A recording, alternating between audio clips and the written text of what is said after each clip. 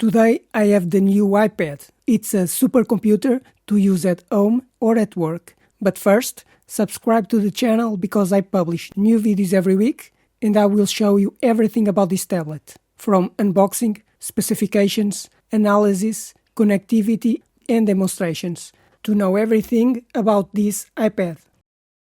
Let's open this iPad box to see everything that's included in the box.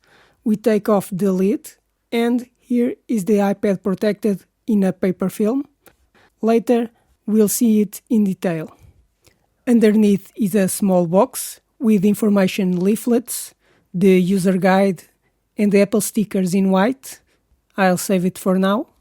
We don't need the user guide. It has a power charger, a small transformer, that we also will see in detail later, and a power and data cable, which is Lightning to USB-C cable. And that's all that comes in the box.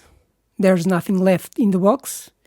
And so what came inside the box of this 9th generation iPad? An iPad, a power charger, a Lightning to USB-C cable, and some leaflets with information. Let's see the features of the iPad 9, the 9th generation iPad, and later I will talk in detail about all the specifications.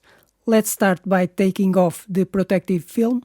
We'll peel off the film that protects the tablet, peel it off all the way around, and here's the iPad. So beautiful.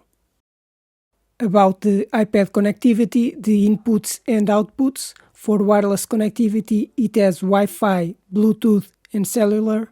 On the front, it has a touch screen. It has a Touch ID button with fingerprint reader, an ultra-wide webcam that records in 1080p.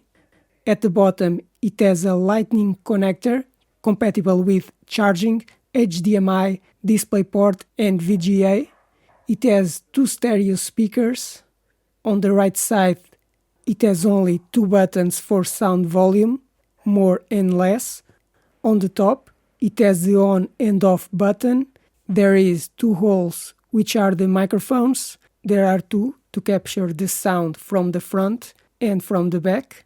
And there's another 3.5mm jack for audio. On the left side, it has a smart connector, which allows you to connect a smart keyboard. At the back, here's the microphone I mentioned earlier, but there's also a 1080p wide-angle camera for videos and photos. And this iPad does not have any more physical connectivity, that's all. This iPad has a screen with a diagonal of 10.2 inches. It's a multi-touch screen.